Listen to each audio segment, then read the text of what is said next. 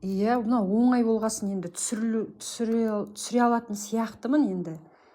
Көреміз. Енді бүйтеміз, мына осылай тұр ғой. Иә, осылайынан аламыз да, мына жаңа аяқтаған жеріміз ғой. Осы жерге ақ жібімізді бекітеміз.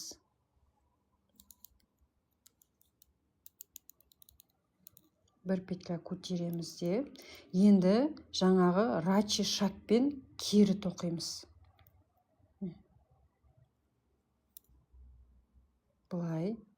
Сосын мына екеуінің ортасында, мына жерде бар ғой, міне. Осыған тоқимыз. Сосын мына столбикке тоқимыз, міне, мына жағына.